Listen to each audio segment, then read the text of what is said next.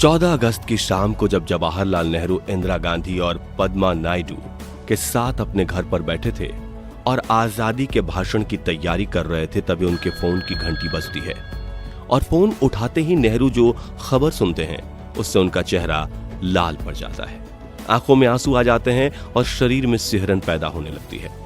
साथियों, 14 अगस्त 1947 रात के 12 बजे जब पूरी दुनिया के लोग चैन की नींद सो रहे थे, तब भारत की आजादी का वो सुनहरा अध्याय लिखा जा रहा था जिसका हम पिछले कई दशकों से बेसब्री से इंतजार कर रहे थे।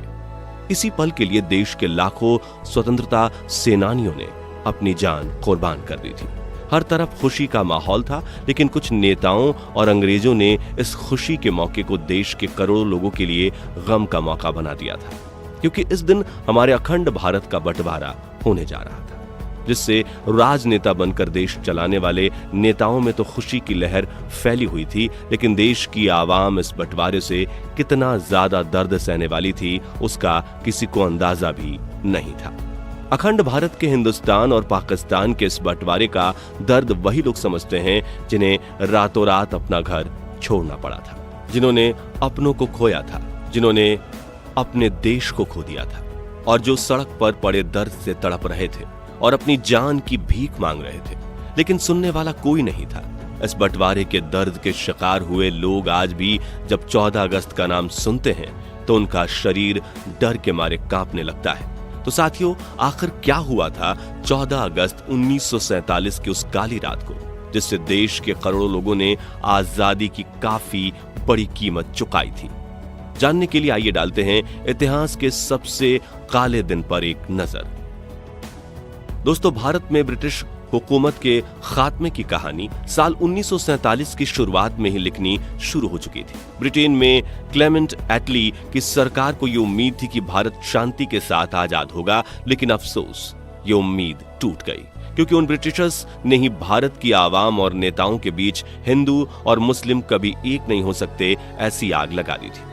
ऐसा जहर घोल दिया गया था, जिसके बाद 3 जून 1947 के दिन क्लेमेंट एटली ने ऑल इंडिया रेडियो पर अनाउंसमेंट करते हुए कहा कि सदियों से तितर बितर पड़े हिंदुस्तान को हमने एक किया है और हमें उम्मीद थी कि ये एकता देश की आजादी के बाद भी बनी रहेगी, लेकिन अफसोस भारतीय नेताओं को यह मंजूर नहीं है।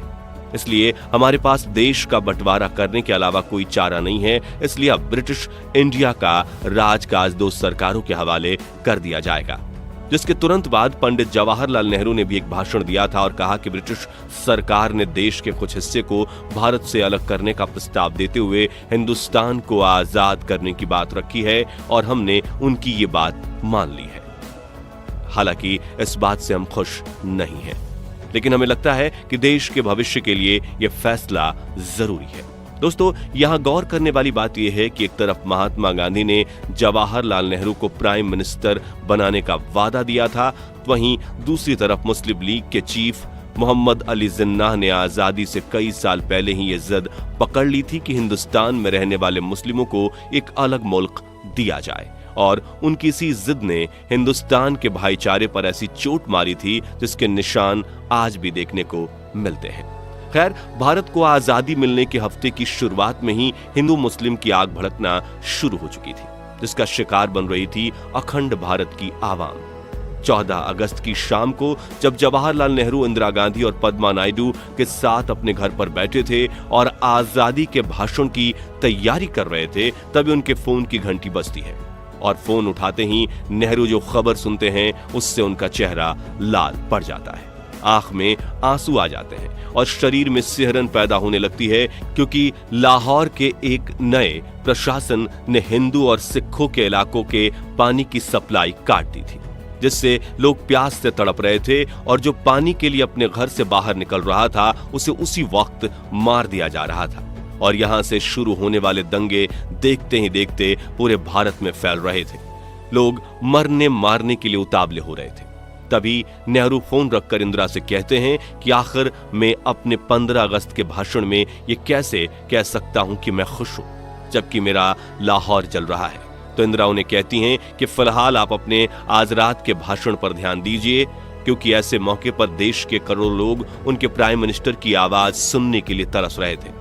हालांकि नेहरू का दिल अब टूट चुका था, लेकिन फिर भी 11:55 पर नेहरू संसद के सेंट्रल हॉल में भाषण देना शुरू करते हैं। उन्होंने कहा कि हमने नियति के साथ एक वादा किया था और अब समय आ गया है कि हम अपना वादा पूरा करें।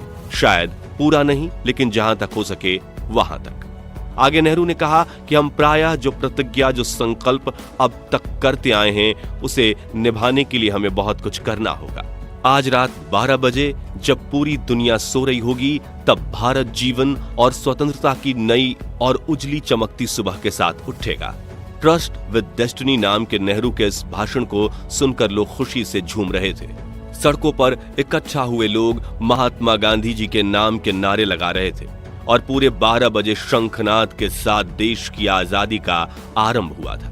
लेकिन देश के करोड़ों लोगों को अब तक ये नहीं पता था कि कुछ इलाकों में देश की आवाम इस आजादी की कड़ी कीमत चुका रही है, क्योंकि कुछ नेताओं और अंग्रेजों ने मिलकर हिंदुस्तान और पाकिस्तान के बंटवारे की जो लकीर खींची थी, उसे बनाने में कई हजारों लोगों का लहू बह रहा था। लाखों लोगों को 14 अगस्त की उस काली रात को ही अपने घर से बेघर होना पड़ा था। लेकिन हिंदुओं का भारत में आना और मुस्लिमों का पाकिस्तान में जाना उतना भी आसान नहीं था। हजारों लोगों से खचाखच भरी ट्रेन में चढ़ने के लिए लोग एक दूसरे को धकेलते हुए आगे बढ़ रहे थे। लाखों लोगों को अपना घर और व्यवसाय छोड़कर पलायन करना पड़ रहा था।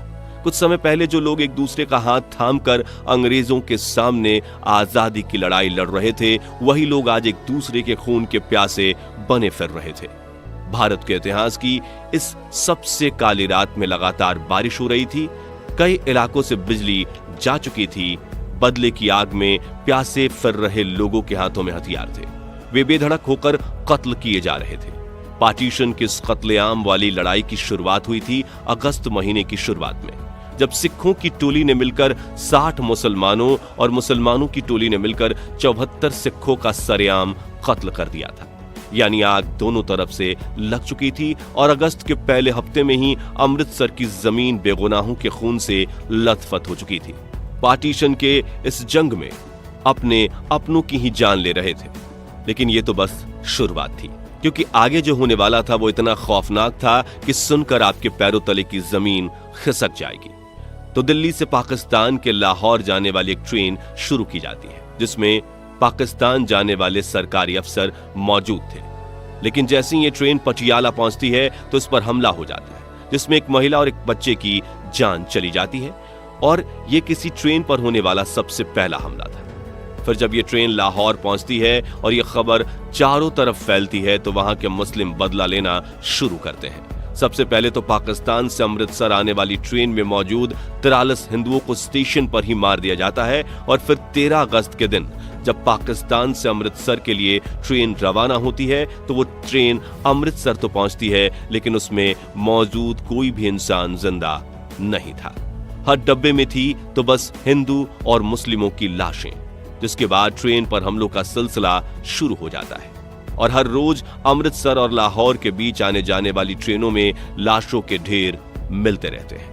दोस्तों, 14 अगस्त के दिन जब हिंदुस्तान और पाकिस्तान दोनों मुल्क अंग्रेजों की गुलामी से आजाद होने के करीब थे, तब अपने ही लोगों से डरते हुए हिंदू और मुसलमान लोग देर रात बारिश के बीचों बीच छिपते छिपाते हुए पलायन कर रहे थे, क्योंकि उन्हें लग रहा था कि अगर हम अपने मुल्क में नहीं पहुंचे तो अगले ही कुछ दिनों में हमें यहां मार दिया जाएगा। लेकिन जहां पाकिस्तान से हिंदुस्तान आने वाले हिंदू और सिख लोगों को देखते ही मार दिया जा रहा था, वहीं हिंदुस्तान से पाकिस्तान जा रहे मुस्लिमों को भी तलवारों से काटकर लहूलुहान किया जा रहा था।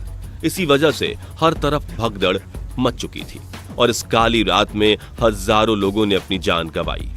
और अगले दिन सुबह यानी 15 अगस्त के दिन जहां दोनों मुल्कों के करोड़ों लोग अपनी आजादी का जश्न मना रहे थे, वहीं लाखों लोग अपने को खोने के दुख से तड़प रहे थे। अंग्रेजों के बोए इस जातीय नफरत के बीज ने भारतीयों की एकता को अंदर तक झकझोर कर रख दिया था। इस पार्टीशन की आग अगले कई महीनों तक जलती रही, जिसमें कई करोड़ लोग स्थानांतरित होने के लिए मजबूर हुए थे और उनमें से करीब 20 लाख लोगों ने अपनी जान गंवाई थी। खैर, यहाँ गौर करने वाली बात यह है कि इन मौतों के लिए हम हिंदू, मुस्लिम या सिख जाति के लोगों को दोषी करार नहीं कर सकते। क्योंकि बंटवारे की बात निकलने से पहले देश की आवाम तो खुशी से एक दूसरे के साथ मिलकर रहती थी, लेकिन एक दूसरे को मारने के लिए उतावले हुए लोगों में जहर भरा था अंग्रेज और उन कुछ नेताओं ने जिनकी सोच निजी स्वार्थ और जातीय भेदभाव पर टिकी थी।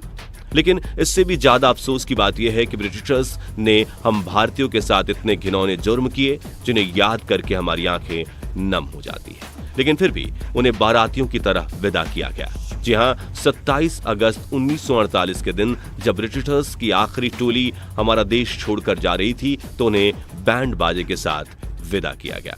दोस्तों, अगर आप ये वीडियो अब तक देख रहे हैं तो भारत और पाकिस्तान के बंटवारे के शिकार हुए उन 10 लाख लोगों को श्रद्धांजलि देने के लिए कमेंट बॉक्स में ओम शांति जरूर लिखिए और इस वीडियो को इतना शेयर कर दीजिए कि देश के हर व्यक्ति को आजाद भारत के लिए आवाम द्वारा दी गई इस अनसुनी कुर्बानी के बारे में पता चले और भविष्य में ऐसी ही सत्य घटनाओं से रूबरू होने के लिए हमारे चैनल को सब्सक्राइब करके पास वाली घंटी जरूर बजा दीजिए। धन्यवाद।